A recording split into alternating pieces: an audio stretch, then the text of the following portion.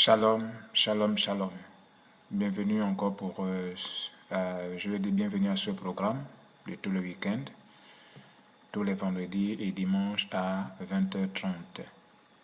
C'est un programme qui nous aidera à rentrer dans la prophétie, continuer dans les Écritures pour comprendre les événements qui sont déjà en train de venir et nous préparer donc au retour de Jésus.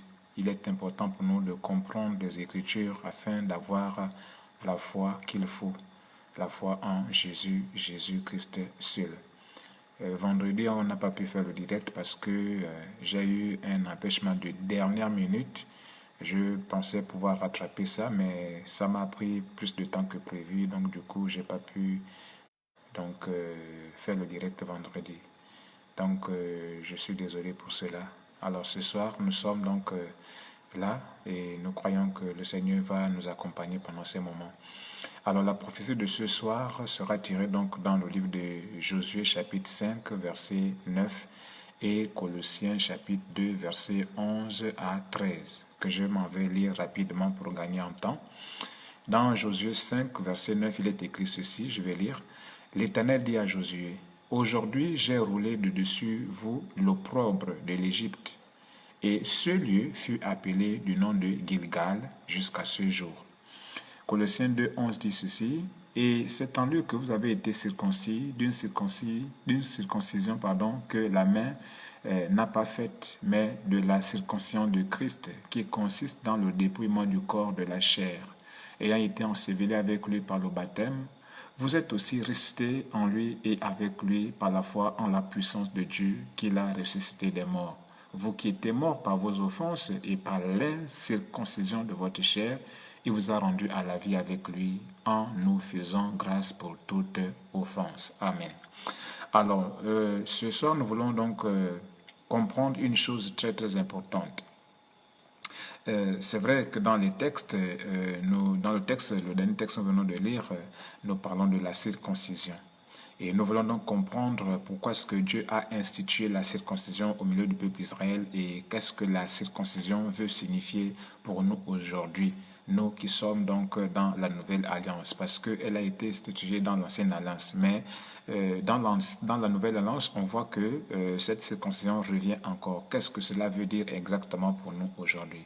Lorsque nous repartons dans le livre de Josué chapitre 5, verset 9, on voit comment Dieu parle à Josué qui était le leader, celui qui a remplacé donc Moïse. Moïse, celui-là à qui Dieu avait donné la tâche de sortir son peuple de la captivité en Égypte pour l'amener à Canaan. Malheureusement, Moïse n'a pas pu amener le peuple d'Israël à Canaan parce qu'il est mort bien à l'approche donc du peuple de Canaan. Il a aperçu Canaan de loin, mais il n'a pas pu entrer. Donc c'est Josué qui a pris la relève.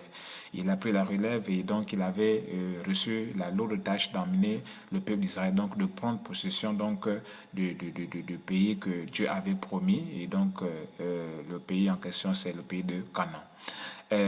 Donc avant que Josué n'entre à Canaan avec le peuple, il a fallu d'abord qu'il puisse traverser, bien sûr, le peuple du Jourdain. Et lorsqu'ils ont traversé le peuple du Jourdain, ils sont arrivés dans un lieu, et ce lieu-là, il s'est passé quelque chose de très, très important. Et c'est ce dont nous allons parler ce soir. C'est à partir de là que nous allons comprendre l'importance de ce que nous allons parler ce soir. Qu'est-ce qui s'est passé en réalité? Nous devons d'abord se souvenir que lorsque le peuple d'Israël est sorti donc, de l'Égypte, ils ont marché dans le désert pendant bien des années. Et pendant qu'ils marchaient dans le désert, Dieu leur avait demandé de se faire circoncire. Et donc, tous les hommes qui étaient sortis d'Égypte s'étaient fait circoncire. Mais à cause de leur désobéissance dans leur marche pour Canaan, alors le Seigneur a permis qu'ils soient tous morts avant qu'ils n'entrent. Donc, en fait, la génération qui va rentrer à Canaan, c'est une nouvelle génération. Et cette nouvelle génération-là est née dans le désert. C'est vraiment un détail très important à retenir ce soir. La génération qui va rentrer à Canaan, c'est une génération qui est née dans le désert, donc qui n'a pas connu Pharaon. Mais il a connu Pharaon par l'entremise de l'histoire que leur racontait leur père. Et donc, tous ces hommes-là sont morts et c'est la nouvelle génération qui est restée. Et c'est cette nouvelle génération que Josué va faire rentrer donc à Canaan. Très important. Alors, donc, qu'est-ce qui va se passer? Lorsqu'ils ont traversé le Jourdain, nous allons comprendre ce soir aussi ce que ça signifie le Jourdain, très important. Alors, ils ont traversé le Jourdain et ils sont arrivés à un lieu. Et l'Éternel a demandé à Josué de dire au peuple, notamment donc les hommes, de se faire circoncire, sans quoi ils ne pouvaient pas rentrer à Canaan. Dieu ne pouvait pas leur permettre de rentrer à Canaan s'ils ne se faisaient pas circoncire.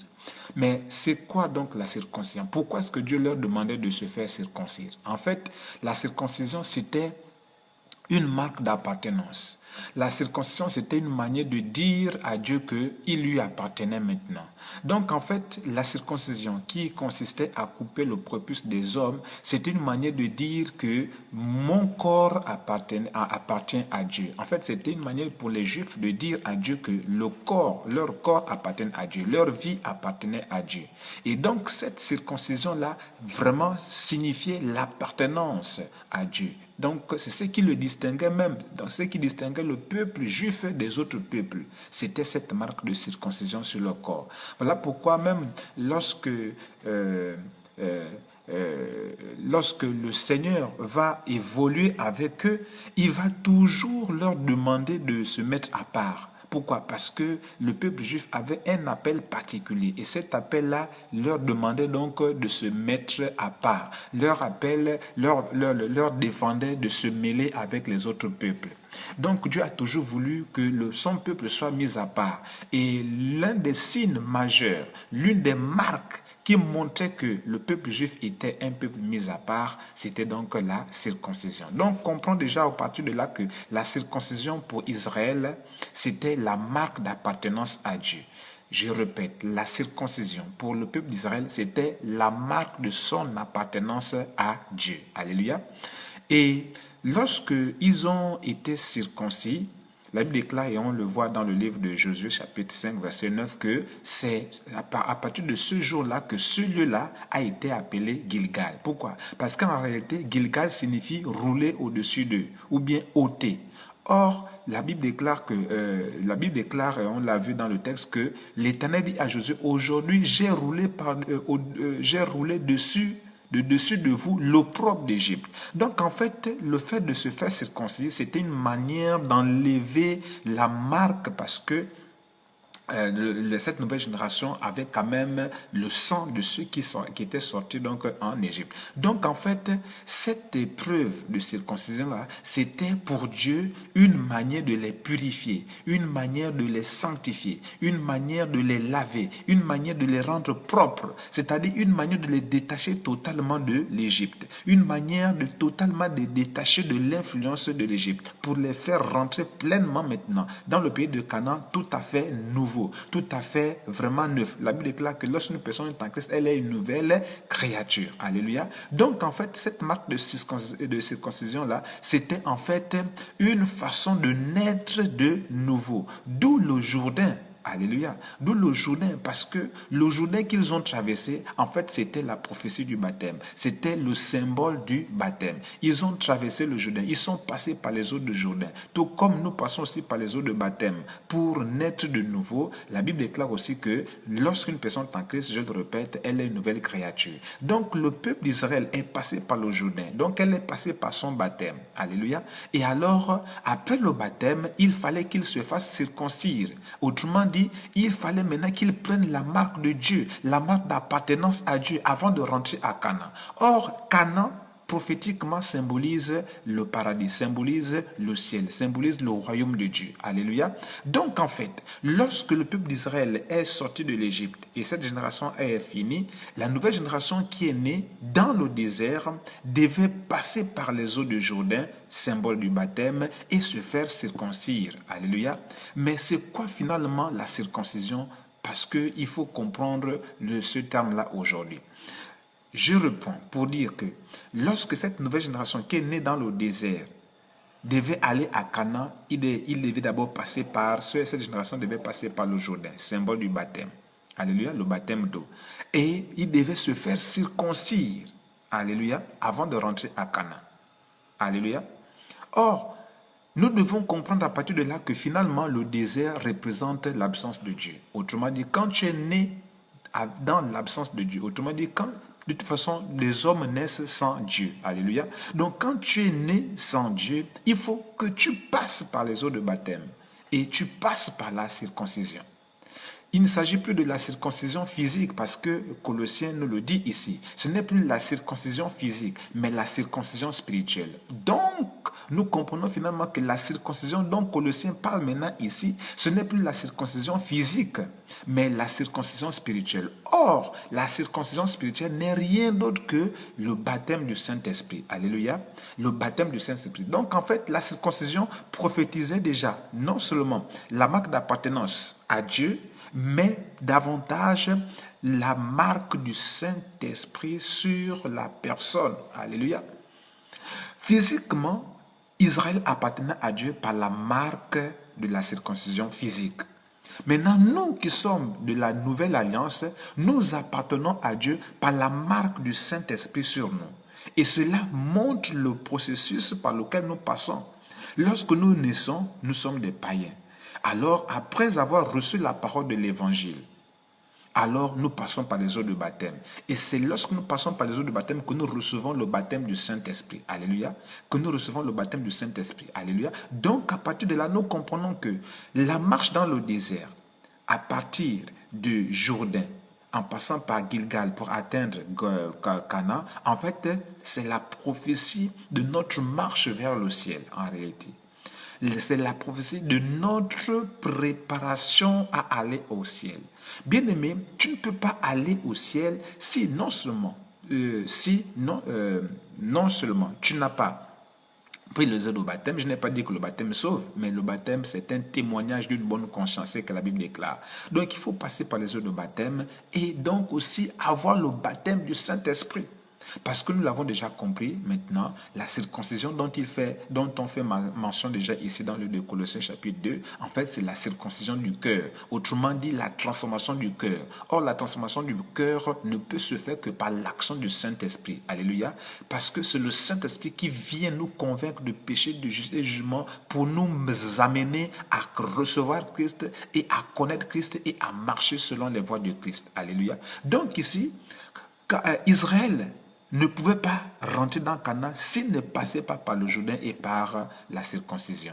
C'est ça l'exigence que Dieu leur avait donnée. De même aussi, toi aujourd'hui, tu ne peux pas aller au ciel si tu ne passes pas par le Jourdain qui est le baptême et par la circoncision qui est le baptême du Saint-Esprit. Alléluia.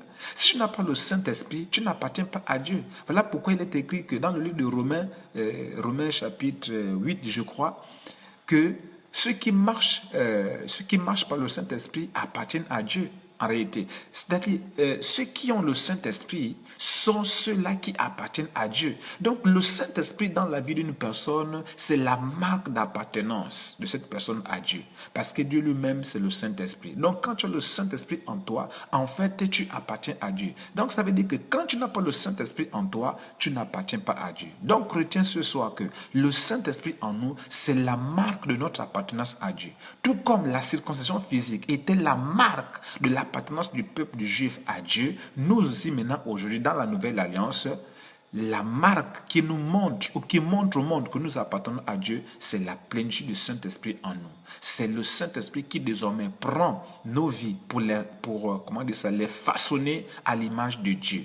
C'est le Saint-Esprit qui prend nos vies maintenant pour nous conduire dans toute la vérité. C'est le Saint-Esprit maintenant qui nous équipe pour accomplir la volonté de Dieu. Si tu n'as pas le Saint-Esprit, tu ne peux pas faire la volonté de Dieu. Si tu n'as pas le Saint-Esprit, tu ne peux pas appartenir à Dieu. Si tu n'as pas le Saint-Esprit, tu ne peux pas comprendre les mystères du royaume du royaume de Dieu. C'est le Saint-Esprit qui te donne l'appartenance à Dieu.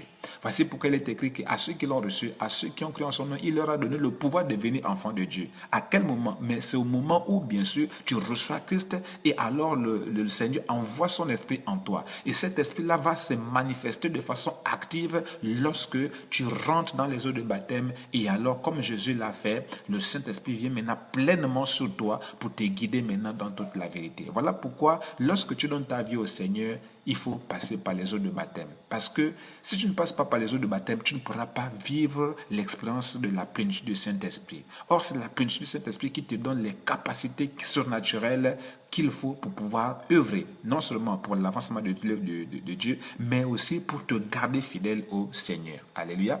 Donc, nous comprenons finalement que le Jourdain, c'est vraiment pour la génération qui est née dans le désert, ça représente pour nous la nouvelle naissance. Alléluia. Ça représente pour nous la nouvelle naissance. Car par la nouvelle naissance, nous appartenons donc à Dieu et alors nous pouvons faire la volonté de Dieu telle qu'il le veut. Donc tu ne peux pas conquérir Canaan sans la marque de soumission, d'obéissance qu'est le Saint-Esprit dans ta vie.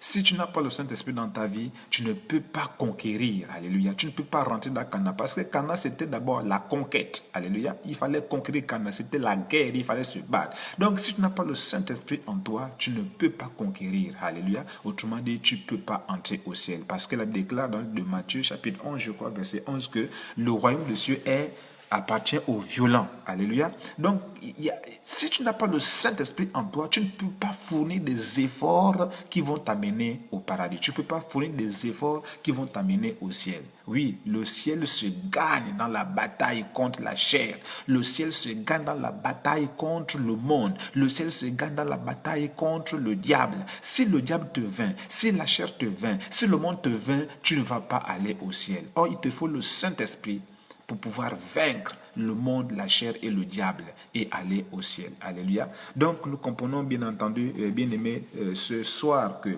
tu ne peux pas aller au ciel sans la marque du Saint-Esprit.